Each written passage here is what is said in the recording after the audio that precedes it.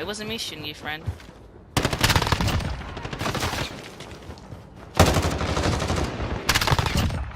Knew it. Yep. Don't do that again. Don't do that again. Don't do that again. Whoa!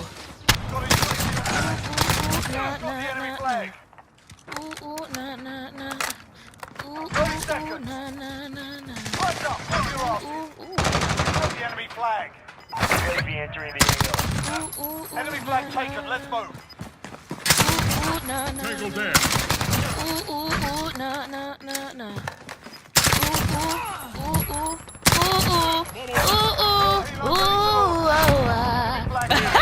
Ready for air support.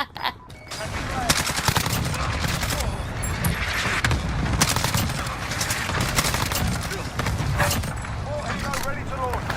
Enemy flag secured. Launch UAV ready for fire. Got the enemy flag. Oh my god.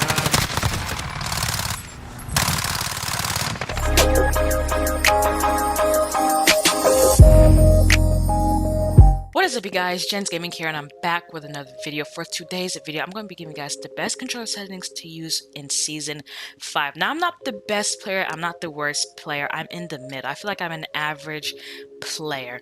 And these settings are for average players. In my opinion, I feel like if you were to just try my settings, you'd definitely see a change in your game style, or you might be able to use my settings and just mold it in a way that's more comfortable to you. So let's go ahead and get right into these settings. I play on a tactical flip. Now, I don't have a scuff controller, I don't use strike pack, don't use battle beaver, nothing. I just play on a normal controller. I play flipped, so if you know flipped, it pretty much just switches your R1 to your firing, and I honestly think that's what everyone should be playing. I think everyone should be playing at least default flip, in my opinion. And then if you want to advance, switch to tactical flip. The only thing that is different is the R3 on default is your melee, but if you did it on tactical, it's your O. So if you could just practice just mentally knowing that you will no longer be meleeing with your R3, I think tactical flip is the best choice, especially in this game where people love to drop shot. You don't need a scuff. I mean, of course, scuff definitely helps, but you can definitely drop shot playing tactical flipped. My stick layout is on default. My invertical look is disabled. Now, my dead zone is a 0.26.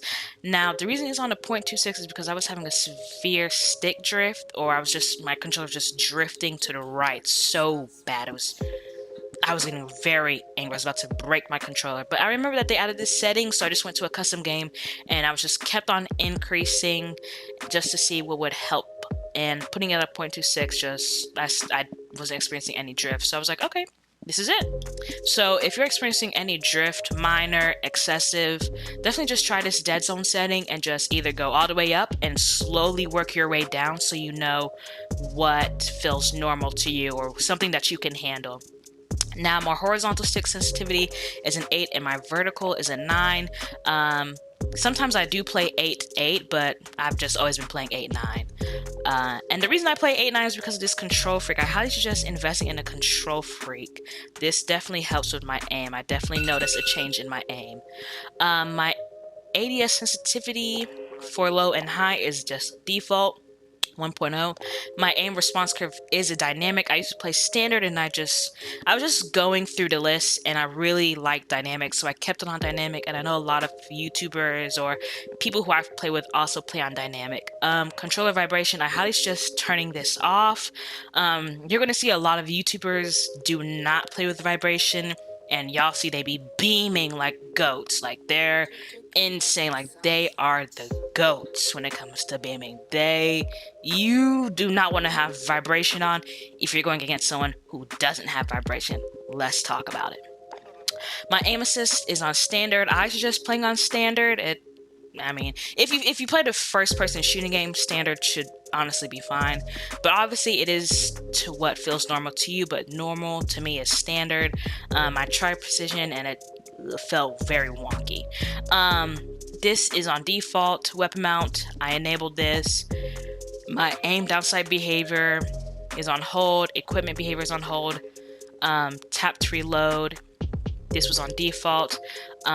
This can honestly, it's up to you. It just depends what you feel. I just have not enabled because I know if I ever was to run out of ammunition, I know that my secondary will always be a pistol. I know some people run overkill because they might be working on camos or some sort. So I guess it just depends on you at that point. But I just haven't enabled.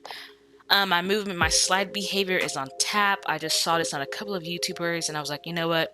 They know what they're talking about. They're the best of the best. So I put it on tap. My auto move forward is disabled. I don't know why you would want this enabled. My automatic sprint, I play on a tactical sprint. I was having some trouble finding what works for me, and I found out tactical sprint definitely helps. When I had on automatic, I just felt like I was not sprinting at all. So it honestly depends on if you want to try automatic and then switch to tactical, but I just love tactical sprint. My vehicle camera recenter is disabled. This is a default setting. My parachute, this is for Warzone, of course.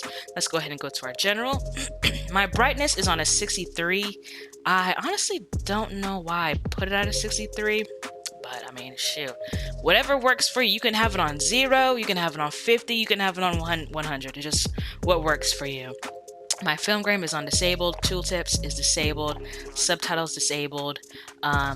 English, of course.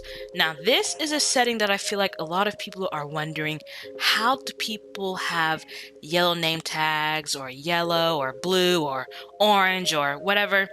I play on dual Trinopia and I saw this on Stunned's video because I was like, how are his enemies having a yellow name tag? It's because of this setting. And look at what it looks like when you go just normal, no colorblind. The game just looks dull. But once you put on dual Trinopia, it just looks so bright. And if you've played Modern Warfare since the beginning, you know how dull the game is. And this is probably the best colorblind setting to use. My colorblind target is on both. My motion blur, disabled. Weapon blur, disabled. These need to stay disabled. Trust me, disable both of these. My minimap, square. I highly suggest playing square. You can just look at it and tell that square you're seeing more than if you had a circle. So I think this setting came when Warzone came out, and as soon as I saw that I had the option to choose between circle or square, I went straight to square. My map rotation is enabled. You definitely want this enabled. This is just a default setting. If you want letters, you can have letters. If you want numbers, you can have numbers. Text chat enabled. Profanity, this is just a default setting. I think this was a default, but I have it enabled. If you have a dismemberment pack, if you want to see what happens. Like, for example, the Scar, there was a Scar blueprint where if you shot them, they would turn into ice. So if you like dismemberment packs, definitely have this enabled. And in my audio, I alternate here and there. I'll either do boost low or boost high. These are definitely the best settings to use when it comes to audio. Boost high or boost low, it just depends on you and also your headset. My master volume is at 100. My music volume is 0. My dialogue is at 12. You can put this on 0 because, I mean, you don't need it unless you're maybe playing campaign. I don't know. My effects volume is 100. The master volume and the effects volume are definitely the most important, so I suggest putting these at higher numbers compared to your dialogue and your music. My Juggernaut is disabled. I don't run Juggernaut as a kill streak, nor will I ever be using it, so I don't need it on. My hit marker is just, I'm pretty sure this was just default. I just put it at MW because I'm playing Modern Warfare.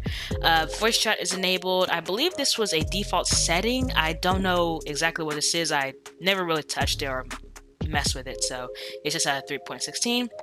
My voice chat volume is 100. Microphone volume is at 100. Voice chat effect, no effect. And those are my settings. I highly suggest at least trying them out. I know a lot of people have always wondered about the colorblind settings, so I definitely suggest trying out these settings. And yeah, I hope you guys enjoyed the video. Make sure you guys like, comment, share, and subscribe.